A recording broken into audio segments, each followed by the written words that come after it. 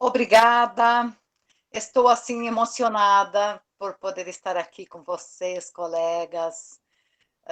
Grata assim por esse convite e saúdo a todos, tanto Marisa, secretária, quanto Cristiane, organizadora, a todos os colegas, em especial ao meu grande amigo Paulo Leal, com quem divido este momento por causa dessa nossa questão de identidade pela causa indígena. E eu estou curiosa para ouvi-lo, Paulo. Já Nós fazem também. torno de... Nós também, né? Já faz em torno de 20 anos que eu me dedico aos estudos da causa indígena. E o interessante é que a gente, quando vai aprendendo, passa por fases.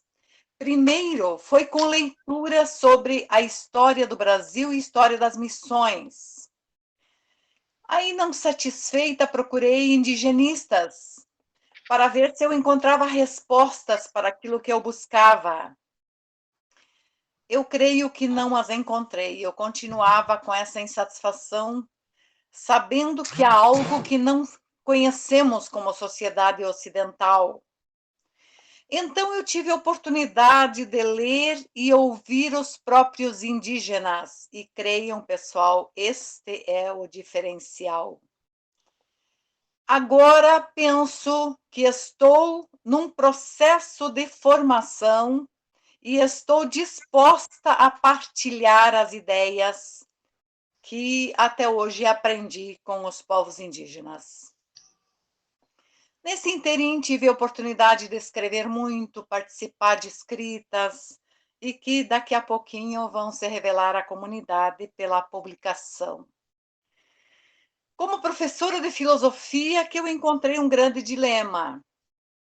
Houve um momento dos estudos que eu me deparei com a fundamentação europeia que trazia a informação de que o Brasil carece de uma filosofia própria, que não pensamos com fundamentos próprios, que copiamos o pensar estrangeiro.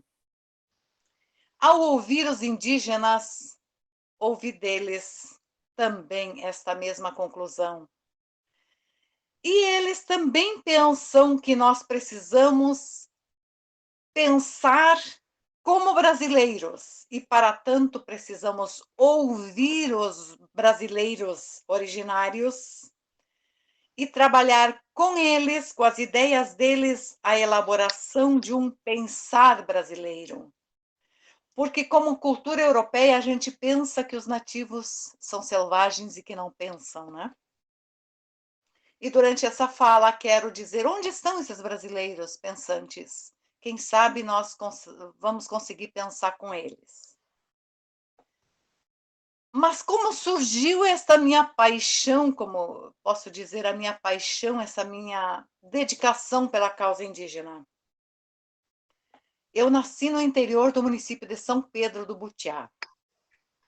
Vim para esta terra de São Luís Gonzaga pela oportunidade de trabalho.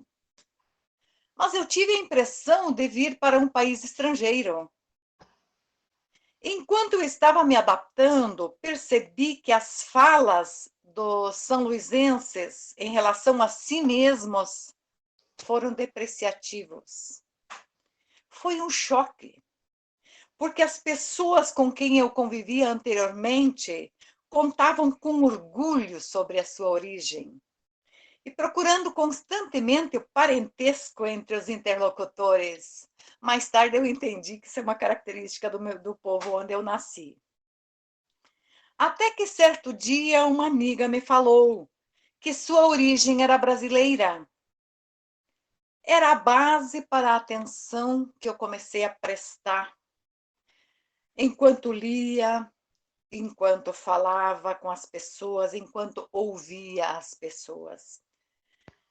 E foi essa impressão que eu tive de São Luís Gonzaga e que me fez prestar atenção à origem do povo, perceber que sua origem indígena não lhe inspirava orgulho e que a baixa estima poderia ter reflexos na cultura e vida das pessoas e da comunidade.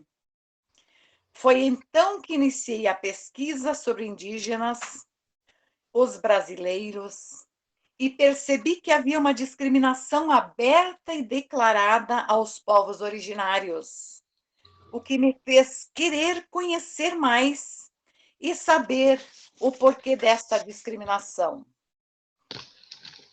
Nestes anos, na Escola Polivalente, lançamos uma hipótese para a pesquisa sobre a questão indígena. É possível desmistificar o preconceito contra o indígena através do conhecimento da sua história e da sua cultura? Em cima desta hipótese, foram anos de pesquisa e estudos com diversas turmas. E os trabalhos sobre a cultura indígena só foram satisfatórios na medida em que estudantes puderam tomar contato com suas origens, aprender os valores dos povos nativos e sentir orgulho de permanecer e pertencer a tão valoroso povo. Durante esta fala, vou trazer algumas ideias com o objetivo de enriquecer ou questionar as práticas que possivelmente ainda existam nas escolas, mas com a esperança de que já estejamos em uma nova realidade. Estamos fazendo esta fala motivadas pelo Dia do Índio. Estamos comemorando o Dia do Índio. O que temos para comemorar se a realidade foi de invasão, de usurpação das terras e da cultura, de violência e extermínio, da morte de muitos ou da invisibilização dos indígenas que são ignorados ou discriminados? E como estamos comemorando este Dia do Índio? Muitas vezes, na escola, brinca-se de índio, fazendo cocarzinhos, pintando desenhos. Olhamos para o indígena do passado e omitimos a realidade atual dos povos indígenas, talvez por falta de oportunidade de aprender sobre o tema. Provavelmente é o que foi feito em muitas escolas, mas eu ainda quero acreditar que já passamos para outra fase. A educação brasileira, através de sua história, parece não ter contribuído para que houvesse respeito aos indígenas. Ou então, por que há tanto preconceito em relação a eles? Ao ouvi-los, conhecemos alguns equívocos historicamente praticados. Segundo eles, quando formos ouvir os indígenas, temos que procurar entendê-los pensando do ponto de vista deles e não do ponto de vista da nossa cultura judaico-cristã. Ou não vamos entendê-los.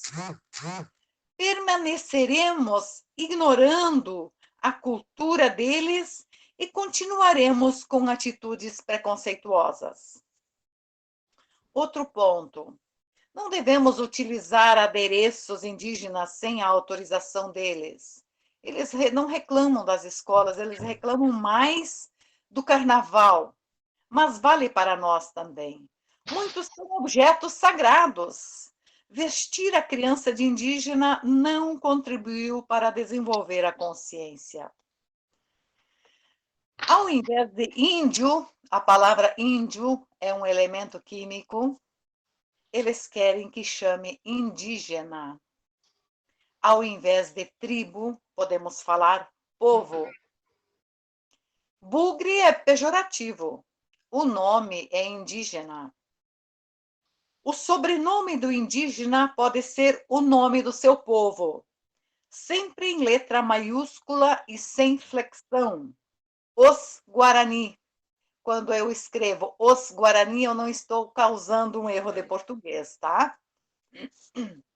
O nome do indígena é a alma dele. O nome em português não faz sentido para eles. O Dia do Índio foi oficializado por Getúlio Vargas. motivado pelo primeiro Congresso Indígena Interamericano que aconteceu no México. Mas, ao invés de comemorar o Dia do Índio, o povo indígena prefere comemorar o Dia da Consciência Indígena no dia 20 de janeiro. Esta data lembra a história de luta dos povos indígenas pela preservação da cultura e da identidade do indígena. Há o Dia da Consciência Indígena, no dia 9 de agosto, que busca garantir a autodeterminação e os direitos humanos às diversas etnias indígenas do planeta. Esta data foi instituída pela ONU em 1995. Há também o Dia Nacional da Luta dos Povos Indígenas, no dia 7 de fevereiro, em homenagem ao nosso conterrâneo Sepete Araju, guerreiro que faleceu no dia 7 de fevereiro de 1756. Estas datas de comemoração são fruto da organização e luta destes povos. E enquanto houver resquícios de discriminação, é importante sim comemorar o Dia do Índio, seja trabalhando esta data na escola, na sociedade, ou aproveitando a ocasião para reflexões e estudos. Há dois mundos distintos, dois Brasis, como dizia Florestan Fernandes. Os dois mundos, o do indígena e o da sociedade nacional, não comungam com os mesmos princípios e valores. Os pertencentes à sociedade nacional herdaram a cultura europeia. Ao falar sobre os povos nativos ou africanos, grita mais alto o que se aprende a partir da cultura ocidental. Uma das ideias assimiladas é a teoria da superioridade racial, que considera o branco superior às outras etnias. O europeu auto-outorgou-se com o direito de invadir, de possuir, de exterminar, de escravizar, acreditando ser superior aos outros povos e à natureza. Criou a teoria do darwinismo social, acreditando que os mais aptos são os que vencem. E esta é a sua justificativa ao imperialismo. Com estas teorias filosóficas, criou diretrizes e normas de injerenciamento sobre o chamado terceiro mundo. Está bem claro tudo isso na fala do francês Jules Armand. Diz ele: existe uma hierarquia de raças e civilizações, e nós pertencemos à raça e civilização superior, e reconhecemos que a superioridade confere o direito de tomar todas as riquezas dos povos conquistados. Além de adonar-se de tudo, discriminou a todos os que não são brancos, adotando as teorias eugenistas, teorias do bem-nascido. Utilizamos esta teoria quando dizemos a alguém que tem berço, significando nobreza. Dizia que o Brasil era pobre e subdesenvolvido porque o seu povo era negro. Esqueceram eles que o que empobreceu e empobrece o Brasil são os constantes saques à riqueza nacional. O Brasil era preto porque trouxeram em torno de 5 milhões de negros para escravizar. Conforme estudos da FUNAI, quando o europeu chegou aqui, havia 3 milhões de indígenas no Brasil, chamados de negros da terra. Para tanto, o governo decidiu branquear o Brasil. Uma das ações de branqueamento era trazer colonos europeus para tomar posse das terras. também dava terras e incentivos fiscais ao europeu que casasse com uma indígena. E para que conseguissem fazer isso, muitas mulheres indígenas foram pegas a laço, com auxílio de cachorros. Presas, elas eram obrigadas a servir o seu dono pela instituição do casamento. A miscigenação aconteceu por atos de violência e de estupro institucionalizado. O compadresco era a forma de contato no início da invasão. Os invasores engravidavam as indígenas e, desta forma, tinham um trânsito livre no meio do povo, dando acesso à exploração das riquezas da nação. Chamou-nos, nos últimos dias, a atenção sobre uma fala que saiu nas mídias. A mãe do Brasil é indígena. No entanto, nós, sociedade nacional, desprezamos os indígenas. Qual é o sentimento que perpassa o seu coração quando fala da mãe? Se nós desprezamos a nossa mãe, nós somos boas pessoas. Se desprezamos a nossa mãe, nós estamos desprezando a nós mesmos, a nossa origem. Então, quem somos nós, os brasileiros?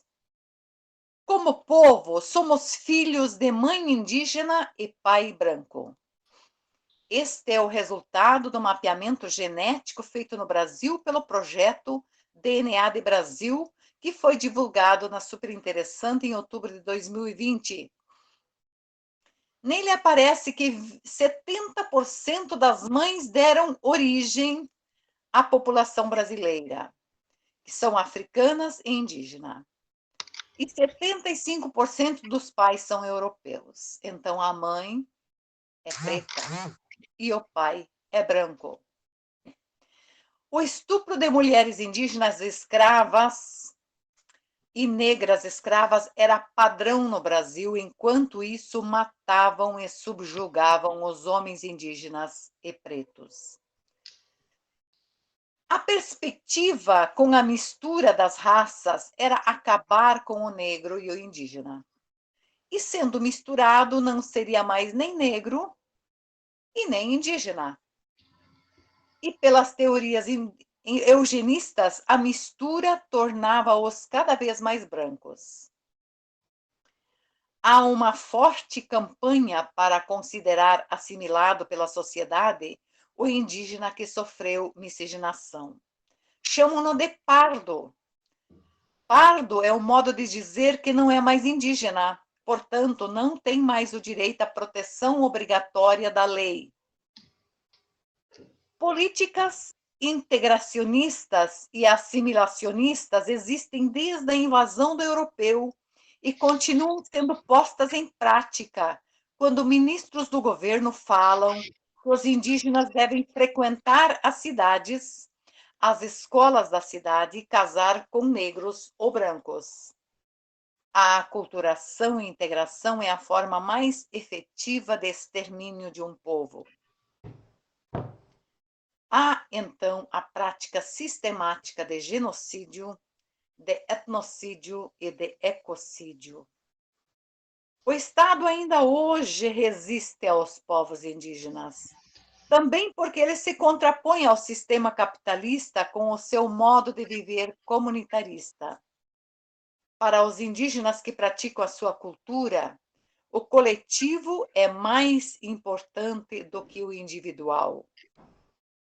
Para a cultura ocidental, homens perfeitos tornam a sociedade perfeita. Investe-se na competição, na meritocracia, na exaltação de valores de homens brancos e donos do poder econômico. Para a cultura indígena guarani, a sociedade perfeita, que o Guarani chama de Tecoá, acolhe homens imperfeitos, igualmente, de maneira fraternal, incluindo-os e educando-os. E não há condições de compreender o indígena, nem o Guarani, sem pensar a história dele e sem pensar as atitudes da sociedade nacional em relação a eles. Quando falamos em indígenas, não estamos falando de uma pessoa genérica, então não dá para dizer dia do índio, dia do indígena. Não podemos falar do indígena de modo geral. Precisamos lembrar que aqui em 1500 havia mais de 1000 povos diferentes. Pelo censo de 2010, que é a nossa última informação oficial, existem no Brasil 240 povos indígenas ainda hoje. 69 ocorrências de povos ainda não contatados.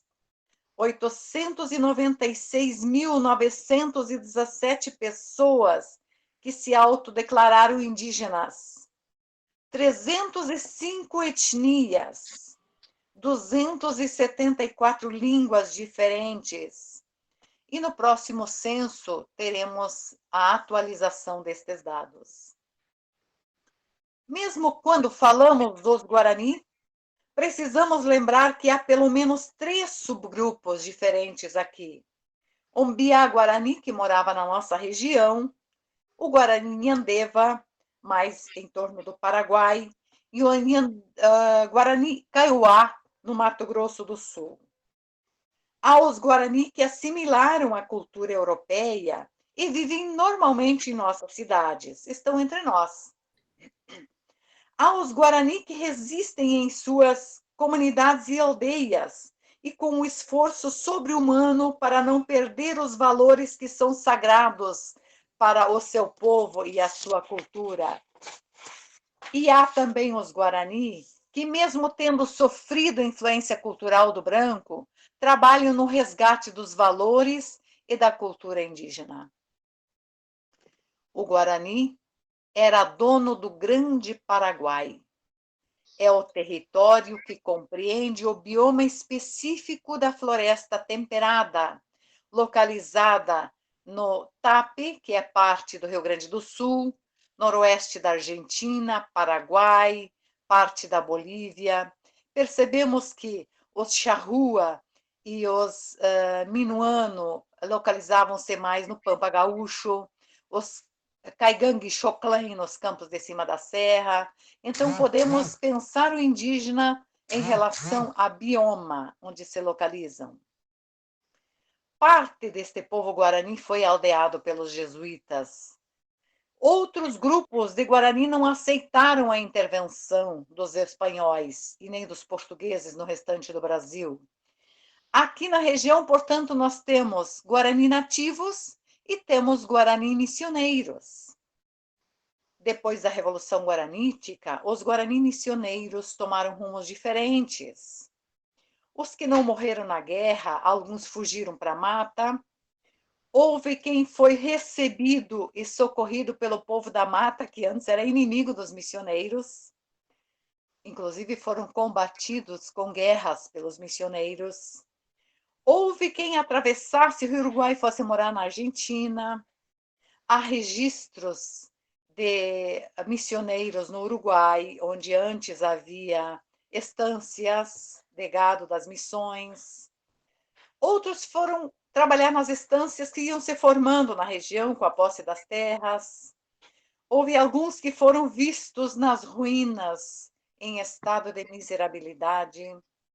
Houve escravidão de negros e indígenas nas charqueadas. Muitos deles, educados nas missões, foram exímios artesãos e foram se adaptando nas cidades e povoados da região. As mulheres fiavam, teciam e costuravam. Eram as habilidades das mulheres com as quais muitas se adaptaram. Depois da Revolução Guaranítica, as terras foram sendo ocupadas por amigos da coroa, nobres, comerciantes de Portugal, que formavam as fazendas e grandes latifúndios e, ao ocupar as terras, muitas vezes escravizavam os indígenas. Vieram para cá também paulistas, que precisavam do gado para levar para as minas de São Paulo e Minas Gerais, e formaram estâncias e utilizaram os indígenas com suas habilidades para arrebanhar o gado chucro. Vieram agricultores da Europa, ocuparam as colônias que foram cedidas pelo Brasil. Para que acontecesse a ocupação pelos colonos, bugreiros cruzavam as matas, matavam grande parte do povo que encontravam, capturavam crianças que eram adotadas por famílias de nobres para transformá-los em servos. Esta figura ainda existe hoje. Em muitas fazendas há um criadinho, né? E os indígenas que conseguiram evadir retiraram-se para lugares distantes, até que não houve mais onde se refugiar. Conforme dados divulgados pela FUNAI, havia 3 milhões de indígenas em 1500. Darcy Ribeiro, em seus estudos, conclui que sobraram 70 mil em torno de 1957. Com a luta e a organização deles, eles voltaram a crescer e hoje nós temos próximo de 1 milhão de indígenas. Muitos ainda permanecem isolados. Outros estão naqueles limites de fronteiras em terras da União, onde agora está acontecendo a invasão e a queima das matas. Outros ficam de favor nas fazendas, ficaram morando de favor nas fazendas, só que a mecanização os expulsou e eles foram morar para as beiras das cidades e, junto com outros marginalizados, formam os bairros e vilas das grandes e pequenas cidades do Brasil. É um povo extremamente carente e marginalizado. Para poderem sobreviver, eles precisaram organizar a resistência. E o ponto alto dessa resistência é a Constituinte, onde eles garantem os seus direitos, mas que estão sendo constantemente ameaçados, principalmente por legisladores que estão lá hoje. O que eles garantem? O direito às terras originárias, a praticar a sua cultura, a educar os filhos dentro dos valores dos seus povos, mas, acima de tudo, eles garantiram o direito de serem indígenas. E onde eles estão hoje? Estão nas universidades, estão nas cidades trabalhando, eles estão aqui neste auditório, estão nas salas de aula sendo educados em escolas indígenas, estão nos bairros das cidades marginalizados.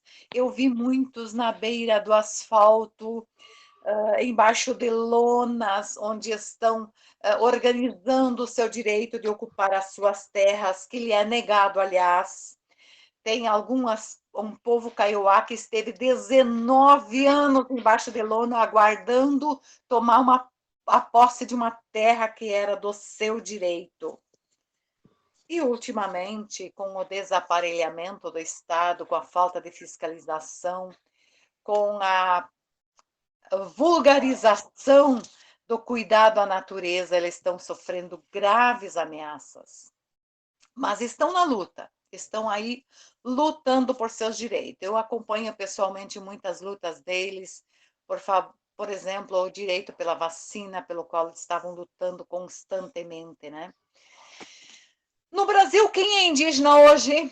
Isto que eu acho que é importante salientar. É todo cidadão brasileiro que possui ancestrais indígenas e se autodeclara como tal. Então, não tem como eu dizer, tu não tem aparência indígena. A pessoa tem que se autodeclarar pelas suas origens. E que valores podemos aprender deles?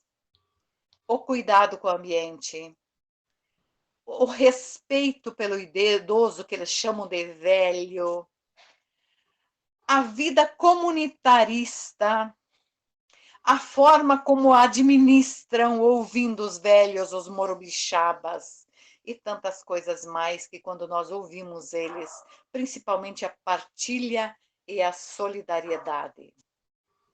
Mas eu quero aproveitar esses últimos minutos ainda para falar sobre como trabalhar indígena na sala de aula. Nós temos na nossa geração agora o privilégio de poder ler literatura indígena. Então, tem em torno de 30 pesquisadores, 30 escritores de literatura infanto-juvenil que estão colocando à disposição as suas obras. São fontes de motivação para as crianças e adolescentes com quem trabalhamos. Ler essa literatura e ver com eles os vídeos que são publicados nas mídias sobre eles falando.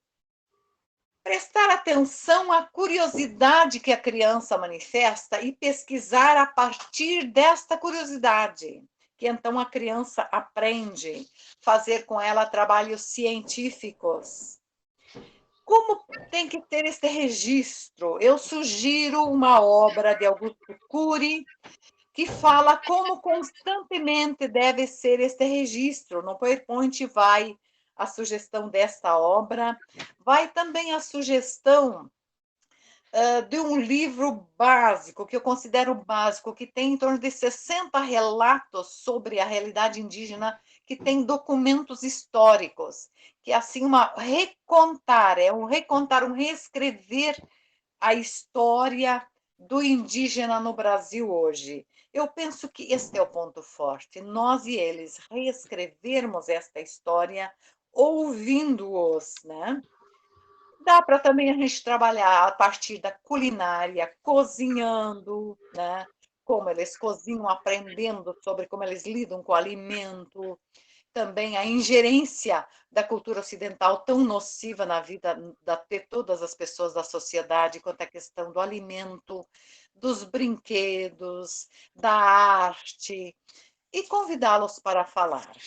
Os contatos que temos hoje, com certeza o Paulo também tem, nós podemos hoje mediar contatos com escolas indígenas e com professores indígenas, escritores indígenas, e que podem fazer conosco esse trabalho. Não podemos mais ficar naqueles conteúdos antigos sobre a história do indígena, e que para eles constam neles muitas inverdades, coisas que eles não conseguem aceitar como sendo delas. Portanto, vamos dar a palavra para o indígena para podermos aprender com eles. E foi um grande prazer estar aqui e gostaria, então, de ouvir quais são as dúvidas dos colegas a respeito desta questão importante, que é a questão indígena. Obrigada. Nós que agradecemos a sua fala, professora. Vou dar uma olhada aqui no chat, vamos ver se tem perguntas. Se alguém tem alguma pergunta, pode digitar aqui. Noeli. Oi. Existe uma possibilidade de você nos passar por escrito, principalmente essas dicas que você nos deu? Com certeza. Já passei para a Cristiane e eu só vou fazer uma última correção deste PowerPoint e o texto integral também posso passar sem problema, tá? Ótimo. E só dia 9 de agosto é a que data mesmo? Essas datas, sim, elas estão discriminadas, então, ali, vamos ver, 9 de agosto, temos também só um pouquinho, 20 de janeiro, Dia da Consciência Indígena, Dia Internacional dos Povos Indígenas, 9 de agosto, e ainda o Dia Nacional da Luta pelos Povos Indígenas, por Sepete Araju, é no dia 7 de fevereiro. Ótimo. Excelente fala, Noeli. Muito obrigada. Então, muito obrigada pela presença, professora. Eu espero que ela continue conosco aí. Vamos escutar, então, agora a fala do Paulo. Eu estava lendo aqui no chat, não vi nenhuma pergunta. Tá? Então, tudo tranquilo. Vamos passar, então, a nossa palavra para o nosso segundo convidado, que é o Paulo. Então, vou fechar aqui a apresentação da professora Noeli.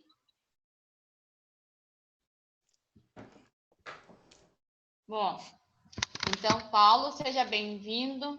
É uma honra poder contar com você, com com as suas contribuições, conhecedor aí das causas da questão indígenas, e sinta-se à vontade.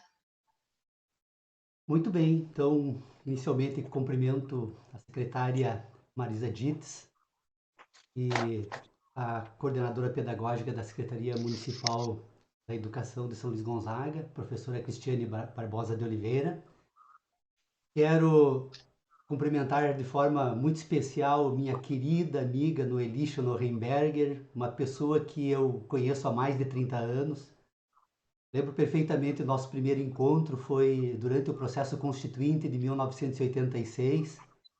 Ela e o professor Décio Schonrenberger, sempre envolvidos com as questões de interesse da sociedade, participavam de debates sobre o processo constituinte e estabelecemos contato, construímos uma amizade que dura até hoje, que eu guardo com muito carinho, porque são pessoas muito especiais na minha história e na minha vida.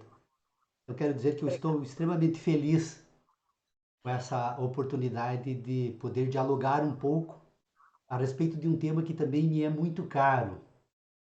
Eu, diferentemente das mulheres, professora Noeli, que são muito organizadas, eu tenho esse elogio, assim, eu acho que é da característica do ser humano certas particularidades. E entre as mulheres, que elas são mais voltadas ao cuidado, né? As mulheres, elas são mais organizadas, costumam produzir um texto, preparar um texto. E eu até pensei em fazer isso. Não, obviamente não me furtaria se julgasse necessário também fazer.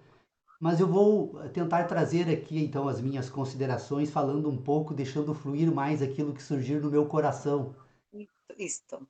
Porque é um tema que eu venho aprendendo nestas minhas andanças pelo mundo, e eu sempre tive um olhar assim muito voltado para as pessoas. Normalmente as pessoas gostam de viajar para conhecer coisas. Eu gosto de viajar onde eu possa conhecer pessoas, culturas diferentes.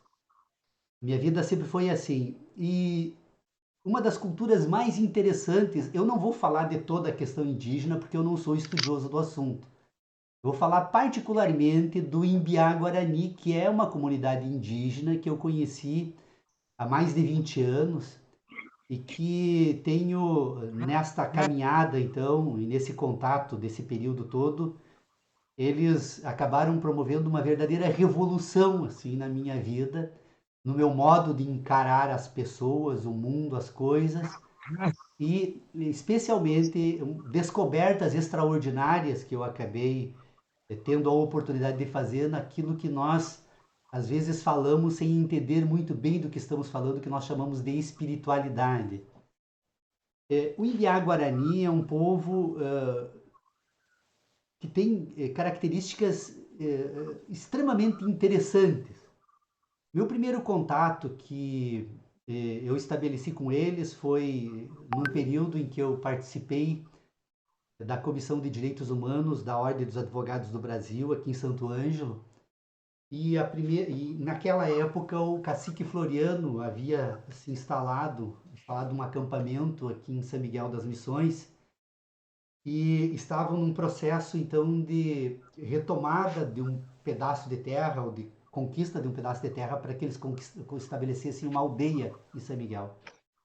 E em função das dificuldades desse primeiro momento, então nós realizamos na Ordem dos Advogados aqui em Santo Ângelo uma campanha de arrecadação de alimentos, a OAB, o Ministério Público Federal, o Exército e a Rádio Santo Ângelo, fizemos uma campanha, arrecadamos alimentos e fomos entregar esses alimentos, então, lá na instalação da aldeia Tequá Coenju, que é aqui em São Miguel das Missões. A primeira impressão, assim, que eu tive a respeito deles, né, foi de um sentimento, assim, de piedade, né? Eu fiquei impressionado como pode as pessoas estarem completamente sujas, morando debaixo de árvores. Um sentimento, eu confesso envergonhado agora, mas eu estou abrindo meu coração. O sentimento que eu tive naquela época foi algo assim que me deixou assim perplexo, né? Mas imediatamente, assim, me chamou a atenção que mesmo eu percebendo, assim, na nossa cultura, do nosso modo de encarar os outros seres humanos, naquele estado de absoluta miserabilidade, eu encontrei um povo extremamente feliz. As crianças alegres, rindo bastante. A gente percebia assim um contato corporal muito afetivo entre todos eles. E isso assim me chamou muito a atenção, me marcou muito. Bom, feito, cumprido a missão, então, porque eu tinha ido lá como uma função heróica de levar alimentos para um povo necessitado. Voltamos orgulhosos, né, então, de ter cumprido uma missão de caridade, né? Mas aquilo ficou martelando na minha cabeça aquela característica. E bom, e a partir dali, então, eu comecei a ter mais contato com eles. Comecei a conhecer um pouco melhor. E imediatamente, assim, eu comecei a me dar por conta dos equívocos terríveis que eu estava cometendo e que eu tenho certeza que todos nós cometemos hoje. Com o tempo, né, conhecendo um pouco eles, eu percebi assim que o Imbiá Guarani pouco fala. E que toda vez que eu fazia qualquer pergunta a qualquer um deles, as respostas eram exatamente aquilo que eu gostaria de ouvir.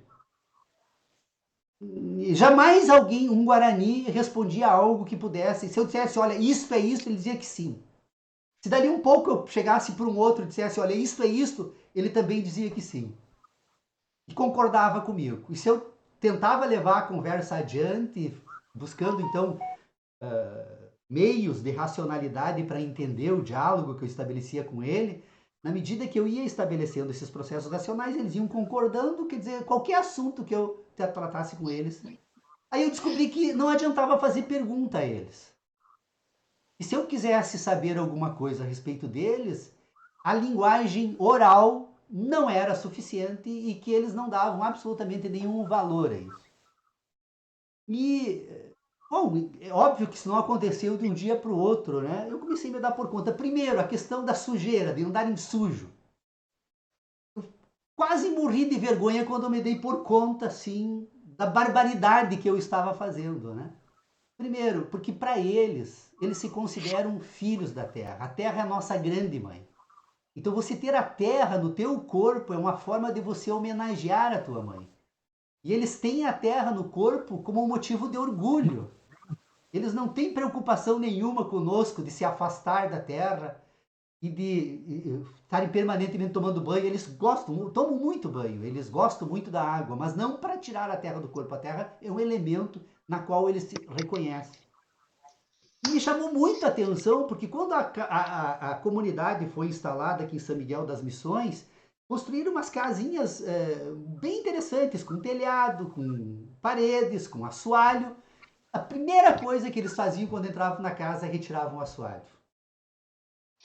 Qual a razão de retirar o assoalho? Porque é no modo de viver deles, estar em contato com a terra, ou seja, com a sua mãe, é um dado essencial para a vida deles. Então, o assoalho era algo que estava atrapalhando.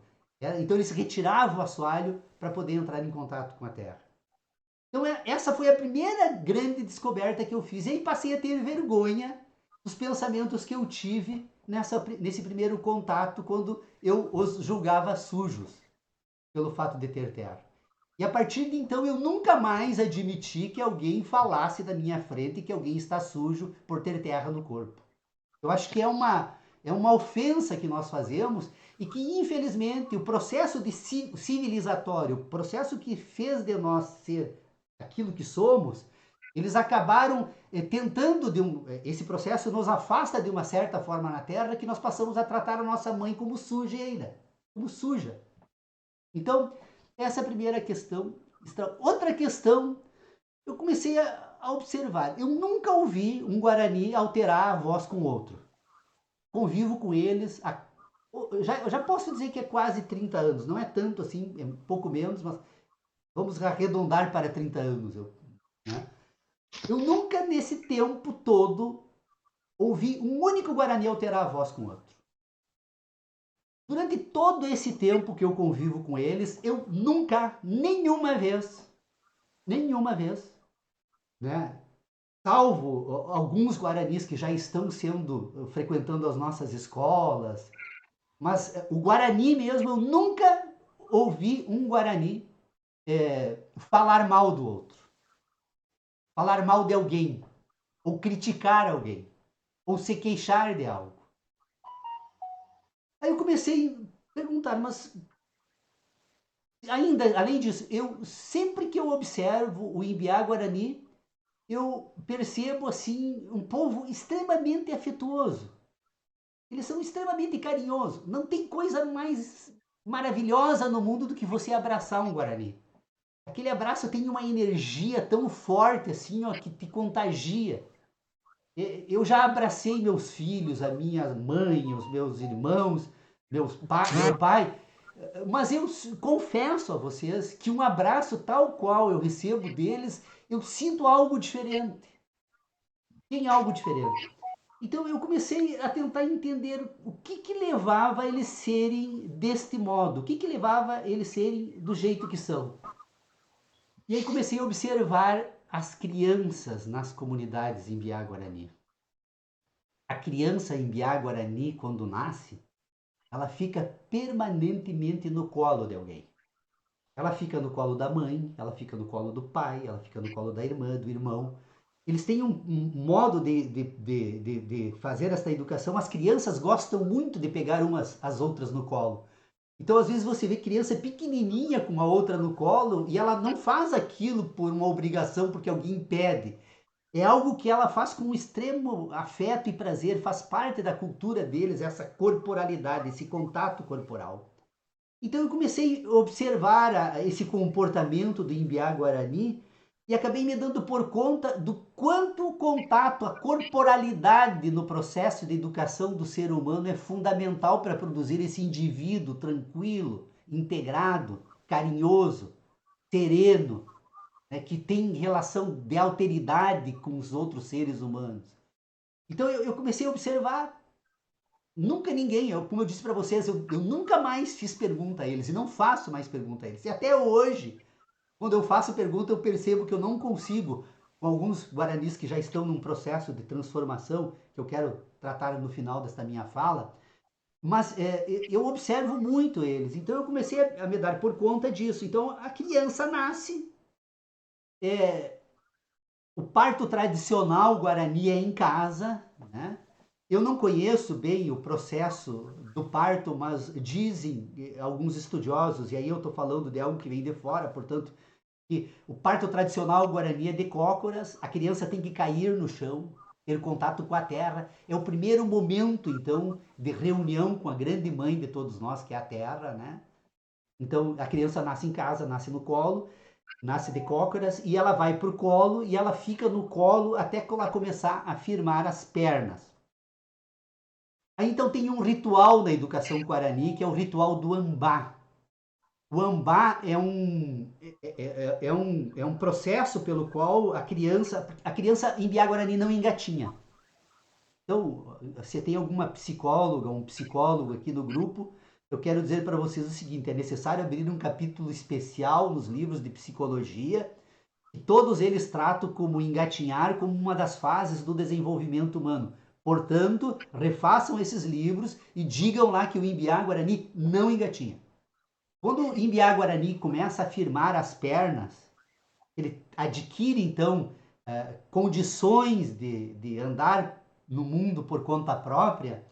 Então tem o ritual do ambá, que são 4 estacas que são colocadas numa distância de aproximadamente 40 centímetros uma da outra, na frente das casas. E na medida que ele começa então a firmar as pernas, a família coloca a criança no ambá e ela vai então de uma estaca até a outra dando os primeiros passos. E ela fica no ambá então até desenvolver a habilidade do andar. Quando a criança em Biá Guarani aprende a andar, ela começa a caminhar no mundo por conta própria. Vocês não vão encontrar nenhum Guarani segurando o outro nas mãos para aprender a caminhar. É o ambá que ensina o caminhar. E quando a criança desenvolve a habilidade do caminhar, ela sai no mundo por conta própria. Ninguém sai atrás dela. Ninguém fica vigiando a criança para ela não cair, não se machucar, não se... Por quê? Porque na cultura do Imbiá Guarani, eles partem do pressuposto que Deus, nada acontece na vida do ser humano sem que Deus queira. E, portanto, quem tem... E por que nada acontece? Porque é Deus que educa o homem. Me perdoe, eu tenho uma crítica, inclusive, a essa pauta identitária, né? Eu acho que o homem significa o ser humano, né? Então, nada acontece na vida do homem sem que Deus queira. Homem no sentido humano, né? De humanidade. Então, eles têm na sua cultura a ideia de que cabe a Deus dar a educação inicial para os seres humanos. Então, eles não precisam se preocupar, porque se eventualmente acontecer alguma coisa nesse processo de constituição do seu próprio mundo infantil da criança, foi porque Deus quis. É claro, eles estão sempre em grupos, eles se protegem, né? Mas não tem aquela preocupação de alguém sair atrás de uma criança se ela se afastar um pouco do ambiente onde se encontram todos os demais. Então, vocês percebam essa questão como... Se eu conseguir, assim, já que estamos num grupo de professores de educação, que trata, então, das nossas crianças, o ensino fundamental trata das nossas crianças, eu quero dizer para vocês o seguinte, a questão, se eu tenho algo para trazer aqui para vocês, e eu tentei, inclusive, já levar para a nossa universidade, que tem um curso de psicologia, não consegui sequer conversar com eles sobre esse assunto. Infelizmente, a educação tradicional hoje está focada na produção de sistemas para produzir riquezas e dinheiro, né? Ela não está preocupada em efetivamente resolver os grandes dramas humanos que não foram resolvidos, eles ainda existem. Então, se nós temos alguma questão fundamental para aprender aqui, é isso. A educação não é uma educação oral, a educação é uma educação de afeto. Se nós queremos transformar o mundo, nós precisamos iniciar pelas nossas crianças. E a educação que nós devemos dar a eles não é falando a eles o que devem fazer, mas demonstrando com corporalidade, com carinho, com afeto, como o ser humano deve se comportar nesse ambiente que nós vivemos, que é o nosso planeta. Então, por que eu digo isso? Porque, bom, lembrem que quando eu comecei a falar, eu disse que a primeira coisa que me chamou a atenção foi o fato de eu considerá-los sujos, né? E a segunda questão que me chamou muito a atenção foi o estado de absoluta miséria, né? Aí depois eu comecei a observar essa questão da miséria, que eu pensava, né? Com o tempo comecei... Mas eles não têm miséria absolutamente nenhuma. Se nós observarmos o Imbiá Guarani, eles estão todos eles bem alimentados, vivem bem, a gente não encontra ninguém com deficiência calórica de alimentos. Então, o que nós consideramos miséria, né? Tanto que um dia eu me descuidei, acabei falando num programa, falando um dia da carência, fazendo uma campanha para tentar conseguir pessoas que ajudassem a adquirir alimentos para doar para uma comunidade em Imbiá Guarani. E aí eu falei que eles estavam passando por necessidades. Eu encontrei o meu grande, querido amigo, irmão, Floriano Romeu, Verá Sondaro, o nome dele em Guarani, e ele me chamou a atenção, disse, Paulo, tu nunca mais diga isso. Foi a primeira vez que eu recebi uma chamada de atenção dele. Nunca mais ele me disse nada, tu nunca mais disse isso. Ele dizia, Nhanderu nunca deixou faltar nada para nós.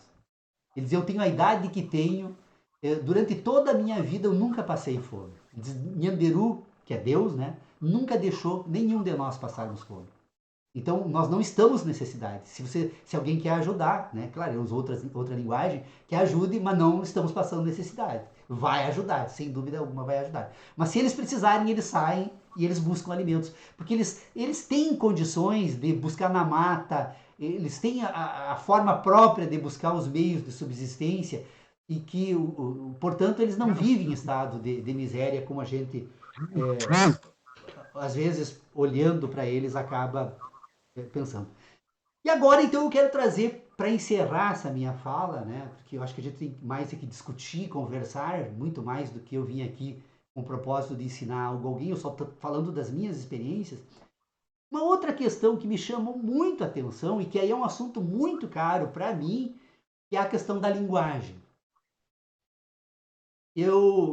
Para minha felicidade, eu acho que Deus me deu essa oportunidade assim de conhecer o Imbiá Guarani, exatamente numa época em que nós criamos um grupo de estudos aqui em Santo Ângelo que se chama Sebo Café. Nós estudamos inteligência humana.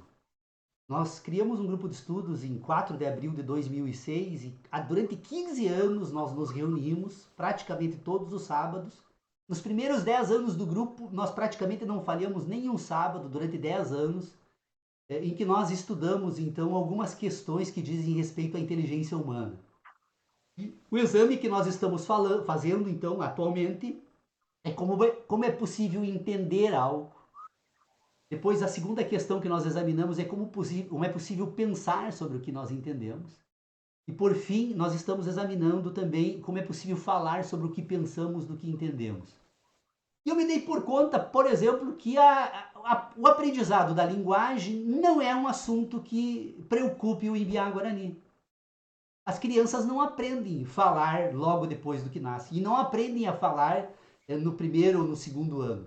O processo de aprendizado da linguagem é um processo que se dá por imitação e é um processo natural. Ninguém ensina. A criança aprende a falar porque ela convive com pessoas que falam e, portanto, ela busca o sentido das expressões linguísticas a partir desse convívio e ela entende e constrói, então, todo um sistema de inteligência orientado pela linguagem, mas que é construído de forma natural. Por que o Imbiá Guarani não se preocupa a introduzir a linguagem na educação infantil como um processo de formação do indivíduo tal qual nós fazemos? Porque o Imbiá Guarani, eles têm a educação, a verdadeira educação que eles dão, a verdadeira escola que eles têm é a UPAM. A UPAM é um local sagrado que eles constroem dentro das comunidades e somente o Imbiá Guarani aceito por Inhanderu pode entrar na UPAM, então uma pessoa que não tivesse passado pelo ritual de receber um nome em Imbiá Guarani, que é um ritual sagrado pelo qual então Inhanderu aceita você na comunidade, sem você passar por isso você não pode entrar na UPAM, e a UPAM é o local então onde eles realizam os rituais sagrados de educação infantil. E aí entra uma questão, e a professora Noeli, eu até peguei aqui, eu quero chamar a atenção de vocês, se vocês querem ler alguns livros, vocês podem observar que eu só li 60 páginas desse livro. E olha que eu leio esse livro há muito tempo. É A Queda do Céu, de Davi Kopenawa Yanomami, que é uma obra da literatura indígena, escrita por um Yanomami, né, com auxílio de um antropólogo francês, Bruce Albert, que conviveu com eles durante muitos e muitos e muitos anos. Então, o Davi Kopenawa confiou a ele a possibilidade de traduzir essa linguagem da espiritualidade para a linguagem da palavra escrita por meio de um livro, então, para dar divulgação. É um livro que não adianta pegar ele para ler como a gente lê os nossos livros, porque quem lê dessa forma não vai entender. Mas eu quero falar, então, dessa literatura indígena e vou sugerir para vocês também que, se tiverem oportunidade, assistam um vídeo que está gravado no Tribunal Regional do Trabalho sobre literatura indígena, em que Ailton Krenak, entrevistado por Júlia do Ríquio, que é uma menina, uma indígena lá de Rondônia, extremamente culta, ela está fazendo doutorado em sociologia na PUC aqui no Rio Grande do Sul, então ela tem contatos aqui com o Rio Grande do Sul. Vocês poderiam convidá-la a falar, certamente ela vai aceitar, certamente tem muito para trazer de informações para vocês.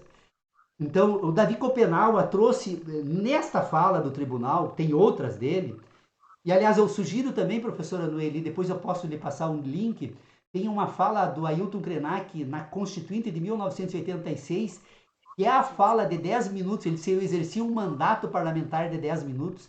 Foi dessa fala dele que ele acabou derretendo os corações daqueles nossos constituintes, e praticamente todo esse capítulo introduzido na Constituição da República tem o ato final de culminação nessa fala do Ailton Krenak.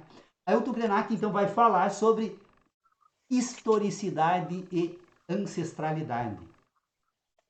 Por que eu trago essa palavra historicidade e ancestralidade. Nós, ocidentais civilizados, nós produzimos um sistema cultural pelo qual nós precisamos colocar a história em ordem para que ela possa cumprir as funções ideológicas, morais e políticas que cabem ao processo histórico, né? A história não é um dado da objetividade. A história não se constrói por si mesma.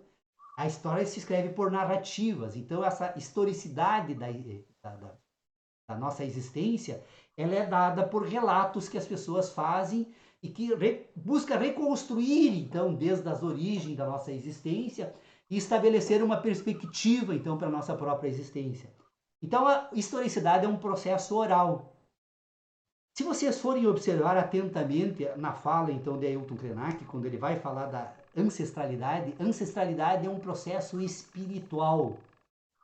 Ou seja, nós seres humanos, embora a gente pense a respeito da nossa existência, e quando fazemos isso, utilizamos de signos linguísticos, a linguagem é uma relação entre signos e as nossas memórias, ou seja, nós só conseguimos construir um sistema linguístico porque nós associamos signos linguísticos às nossas memórias, às nossas experiências. Então, a ancestralidade, ela é produzida no âmbito dos seres humanos a partir daquilo que nós sentimos, daquilo que nós recebemos, então, por meio do nosso corpo, em que o afeto que está nessa questão em Mbiá Guarani é fundamental. Então, a ancestralidade, ela é passada de gerações a gerações. Eu recebo, quando eu nasci, eu recebi uma carga de sentidos da minha existência que vem dos meus pais, dos meus avós, dos meus bisavós, meus trisavós e assim por diante. Essa ancestralidade, ela é legada, ela é orgânica. E isso ela pode ser buscada nesse processo de espiritualidade. Então, por isso que eles dão muita importância para a UPAN, porque a UPAN é um momento de intensa atividade espiritual em que você consegue buscar as experiências dos seres humanos que antecederam a tua existência, que fazem parte da tua existência. Eu costumo dizer, quando nós fazemos essas discussões no nosso grupo de estudos, eu costumo dizer, como prova da existência de um âmbito de espiritualidade, e que não é só dos seres humanos, os animais também são dotados de espiritualidades, os seres vivos são dotados de espiritualidades. Eu sempre digo o seguinte, vocês imaginem o seguinte, o que leva o João de Barro a produzir uma casa? O que leva a pomba a saber produzir um ninho, se ela não foi ensinada pelos seus pais? Por que ela nasce sabendo isso? Porque tem um aprendizado na ancestralidade que é legado entre as espécies, inclusive entre os pássaros. Nós, seres humanos, também recebemos esse legado. Então, nós precisamos distinguir ancestralidade de historicidade, porque enquanto a historicidade está na palavra oral, que nós usamos racionalmente e construímos por meio de textos, né, a ancestralidade está dentro de nós mesmos. E para poder ter contato com essa ancestralidade, nós precisamos desenvolver a nossa espiritualidade. E o Mbiá Guarani pode nos ensinar. A mim, pelo menos, ensinou. Eu estou eternamente grato, né, pelos aprendizados que tenho recebido dos meus irmãos em Mbiá Guarani. Então, eu trago essas considerações aqui para vocês, para dizer, então, em síntese, o seguinte. Primeiro, nós queremos efetivamente aprender alguma coisa com os nossos irmãos indígenas, vamos parar de fazer perguntas. Vamos parar de ler livros. Embora esses relatos feitos por eles, agora que eles começaram, então, a fazer uso desse meio para compartilhar um pouco do aprendizado, sejam importantes, mas não são fundamentais. Nós precisamos entrar em contato com eles, nós precisamos dar oportunidades para que eles, existindo, mostrem para a gente que é possível nós sermos diferentes, porque se eles são, é óbvio que nós também podemos ser. Se eles vivem tão bem, com tão pouco, portanto, nós também podemos. E também para nós desmitificarmos um pouco algumas questões que são colocadas dentro desses processos morais e políticos que nos desviam da realidade. Por exemplo, pobreza ou falta de bens materiais Se isso fosse justificativa para a violência e para a marginalidade, não haveriam comunidades mais violentas do que os nossos Imbiá-Guarani. Eles não têm bens nenhum. E eu digo isso assim para vocês porque há uma comunidade em Imbiá-Guarani atualmente morando numa propriedade que eu tenho, uma propriedade rural. Eles me pediram, Paulo, nós podemos nos instalar lá? Pode. E eu praticamente acompanho assim diariamente a existência deles. Nós formos na comunidade em Biá-Guarani, tu vai verificar o seguinte: as casas são feitas de barro, são casas de chão, são cobertas de capim, eles têm absolutamente aquilo que é necessário para a subsistência deles, eles não acumulam absolutamente nada, e eu asseguro para vocês, é o povo mais feliz que eu já conheci durante todas essas andanças que eu fiz na minha vida por diversos lugares do mundo e do Brasil. Eles são extremamente felizes. Então, essa ideia de que a pobreza é a origem da violência não é verdade. Não é verdade. O problema da violência é a violência. Esse negócio de bater em crianças. Esse negócio de não dar afeto, da criança se sentir rejeitada no grupo, ou na família, ou no meio em que ela vive, essa é a causa da violência. Então, se nós queremos mudar o mundo, nós temos que mudar o modo de educar as nossas crianças. E nós não precisamos de escolas para as nossas crianças, nós precisamos de afeto. A escola ela entra num segundo momento depois de ordenação do sistema de inteligência racional, que é um processo que se desenvolve e que tem toda a vida depois para desenvolver. Então eu agradeço, eu teria outras, eu até gostaria, antes de encerrar, eu só quero mostrar, eu trouxe aqui algumas coisas que eu gostaria de mostrar antes de nós. Olha aqui, ó, isso aqui é um artesanato em Biá-Guarani. Isso aqui é um petinguá. É um instrumento sagrado utilizado nos rituais na Upã.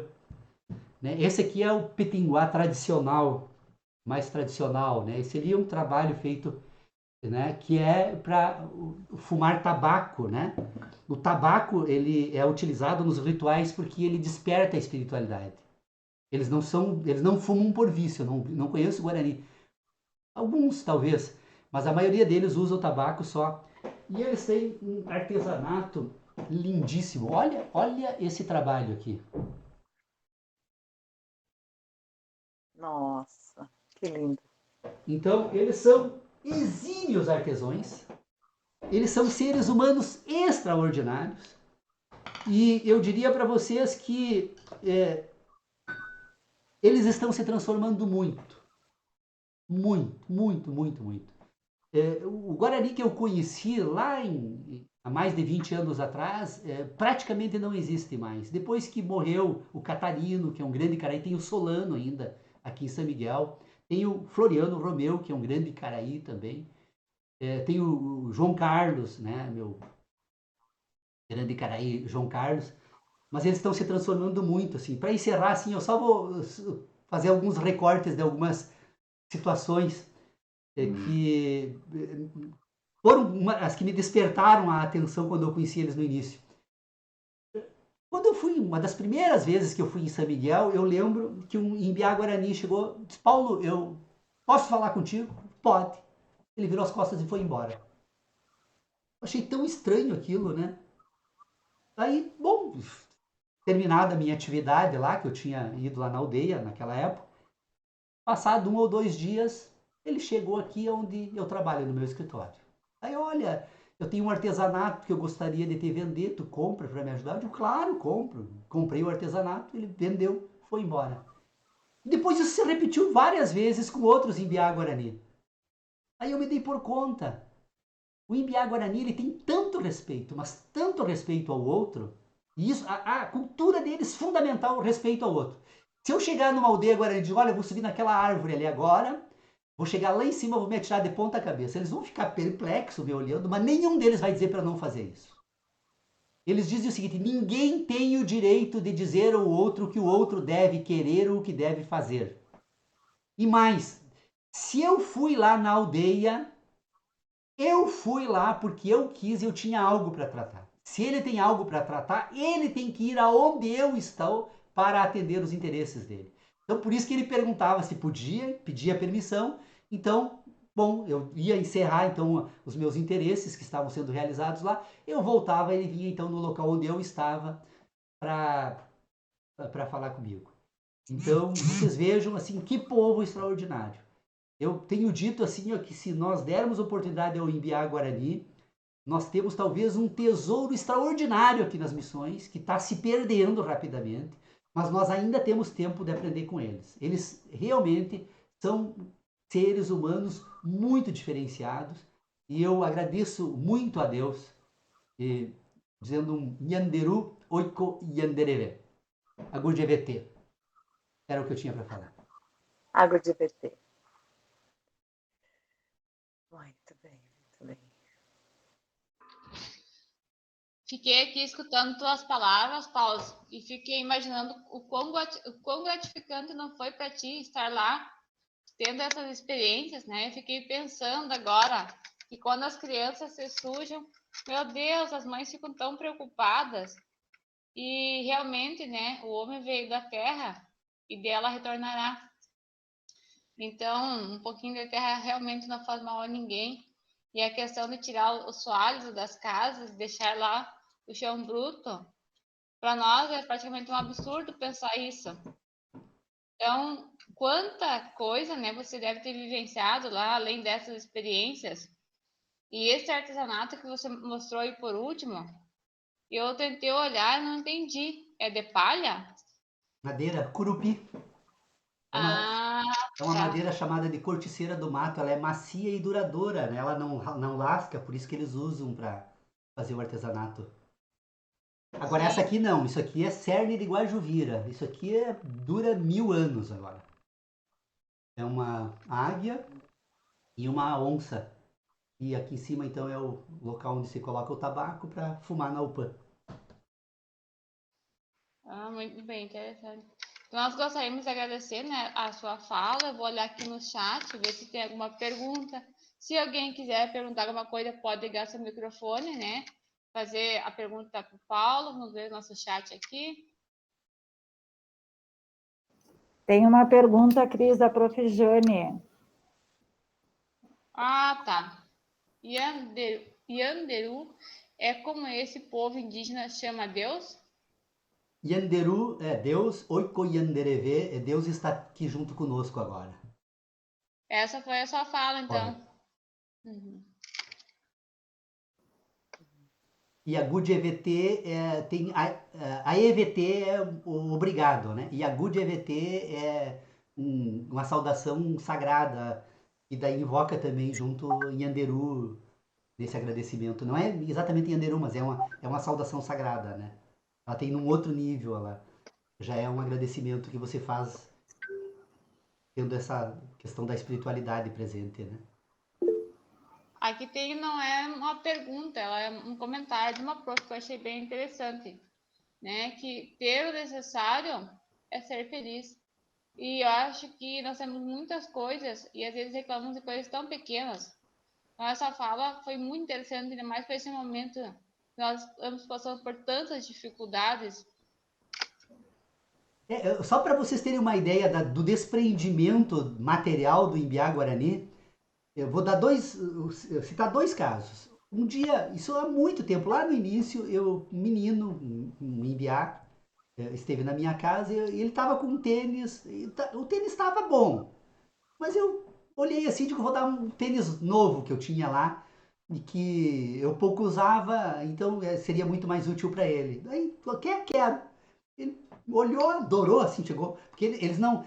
O Guarani tem uma característica, se ele fica feliz, ele se acende, assim, você percebe na hora a felicidade. E se ele fica triste, sim, ele desaba. É de uma intensidade, assim, as emoções de tristeza e felicidade entre eles, né?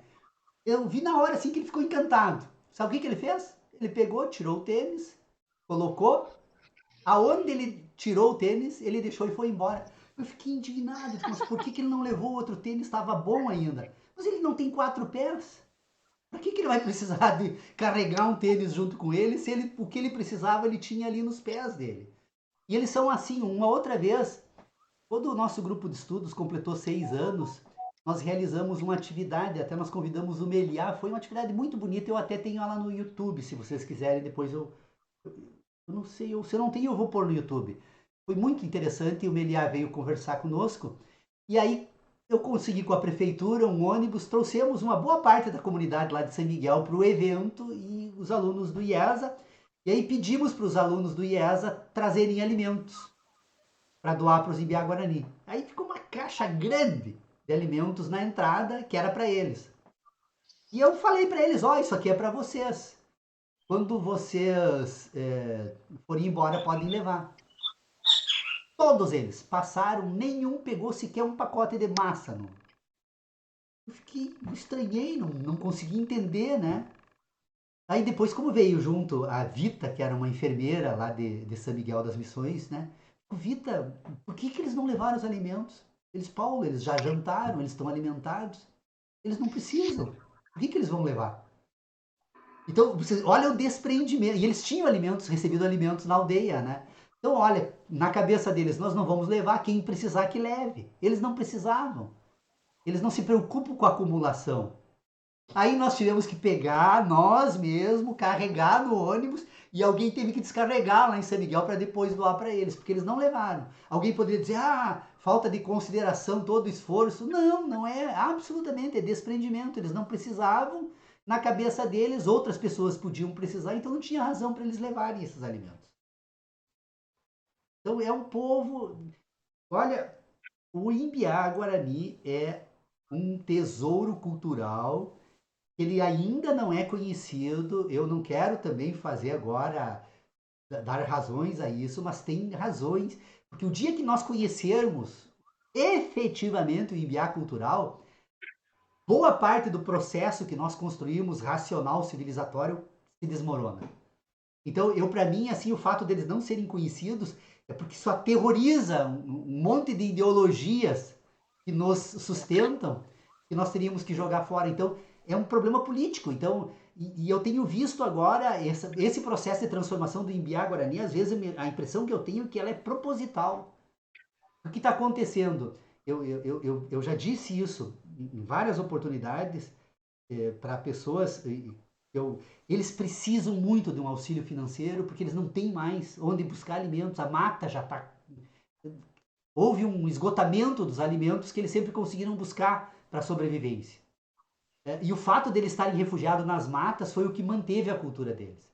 Como eles começaram a vir para as cidades, constituir núcleos, né? Tem um núcleo aqui em Santo Ângelo, na colônia, na Buriti. Tem esse grupo que mora aqui na minha propriedade. Tem outro em São Miguel das Missões, aqui, então nós temos 3 núcleos aqui. O que está acontecendo? Para eles conseguirem ajuda financeira, eles precisam colocar as crianças nas nossas escolas, para ganhar o Bolsa Família. E aí, quando eles vão nas escolas, essas crianças voltam e fazem uma revolução na aldeia, estão destruindo a cultura deles.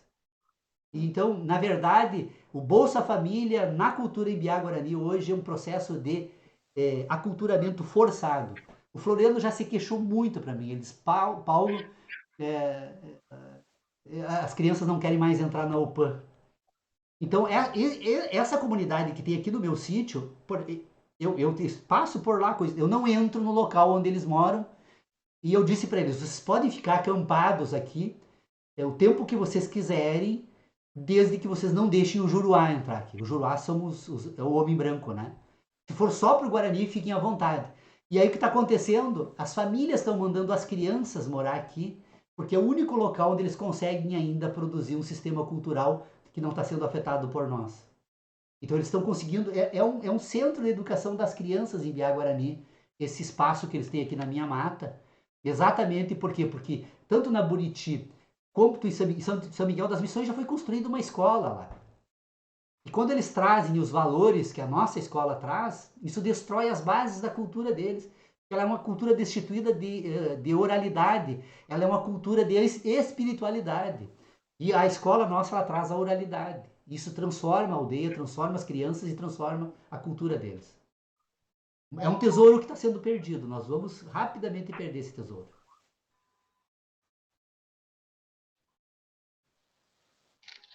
Eu deixo vocês numa sinuca de bico, né? Porque eu falar para professores que vocês não devem ensinar a linguagem oral para as crianças, né? Mas a escola que eu faria hoje, se eu fosse imaginar uma escola a partir do aprendizado que eu tive para eles, ela iniciaria com o colo. Essa relação de afeto.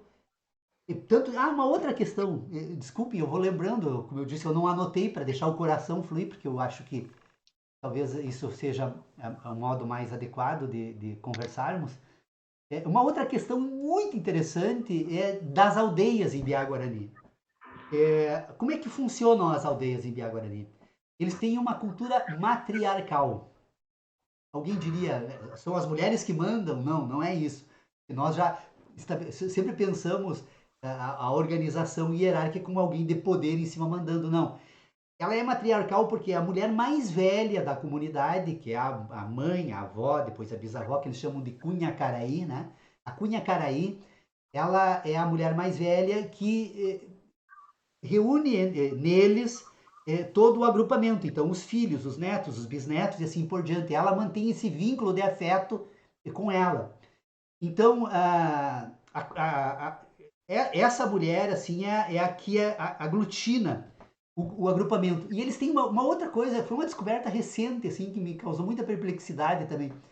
Eu sempre me chamava a atenção, quando nascia uma criança na aldeia, eu perguntava, foi menino ou menina? Quando era menina, eles sempre me diziam assim, teve sorte, foi menina. Como teve sorte, foi menina? Todas as sociedades humanas, quase que como regra, desejam o filho homem, né? Em função do trabalho. Aí depois, se é isso, eu vou tentar entender por quê. Me dei por conta.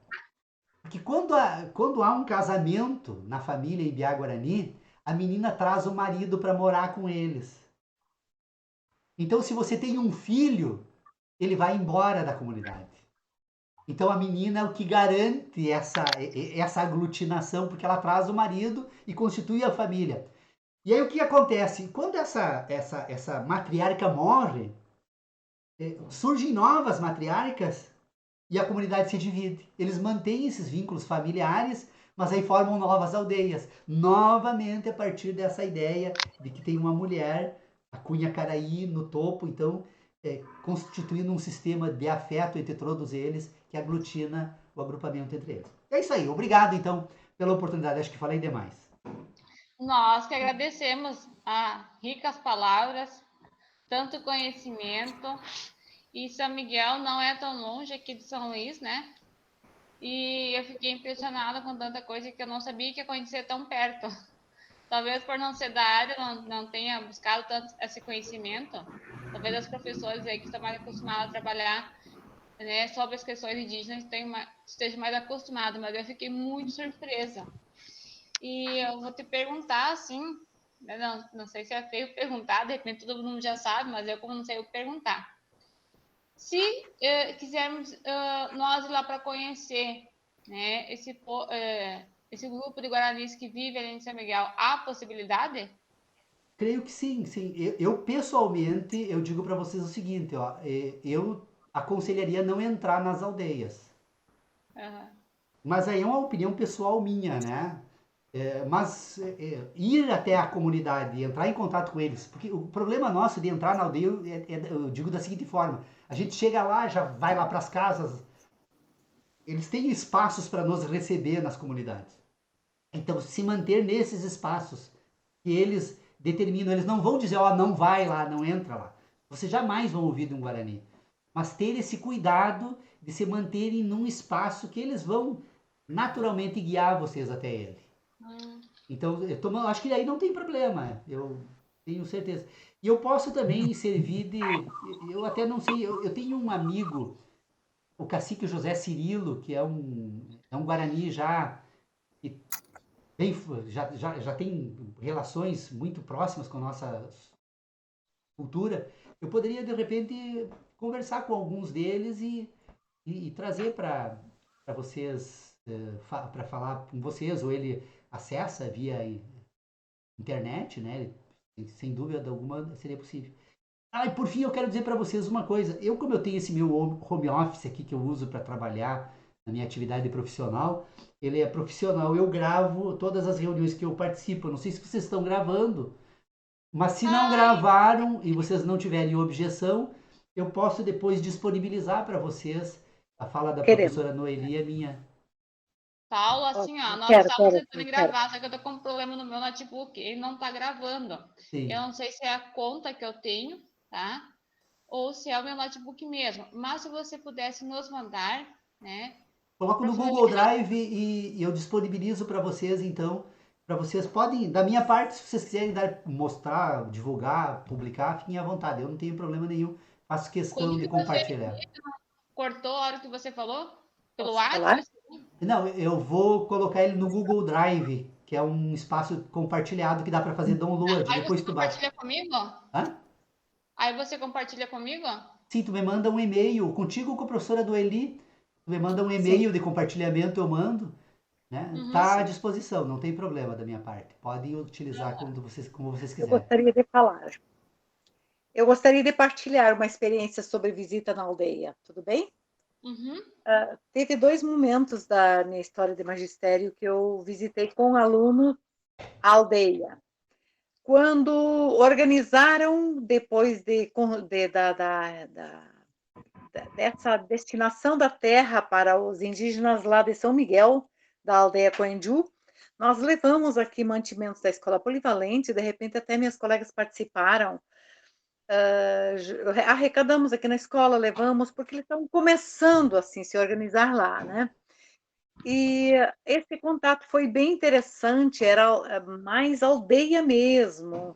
Os líderes lá nos receberam, o Floriano ainda estava lá na aldeia Coenju, e eles conversaram conosco, apresentaram músicas, e foi um contato bem interessante, sabe? E aí, a segunda vez que fomos com uma escola aqui do interior de São Luís Gonzaga, lotamos um ônibus, levamos crianças, mães, professores, funcionários, alguns presentes, mas aí ficamos no pátio da escola e eu não senti mais que eram indígenas, porque era pela escola, o líder não teve atuação, os professores que atuaram, a gente fez uma integração de brinquedo com as crianças, então seria mais assim, aí nossa escola visitar outra escola.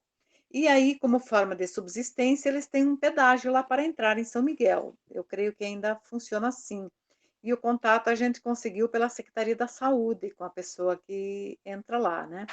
Então, ele é uma experiência, mas eu hoje acho que não levaria mais. Mas é uma experiência pessoal que eu tive que eu acho que a última vez foi frustrante. Não para as crianças da escola amaram esse contato, brincaram, com brinquedos com eles, só que eu acho que tem outras formas de a gente conhecer o indígena, não é a nossa ingerência sobre eles, é conversando com eles.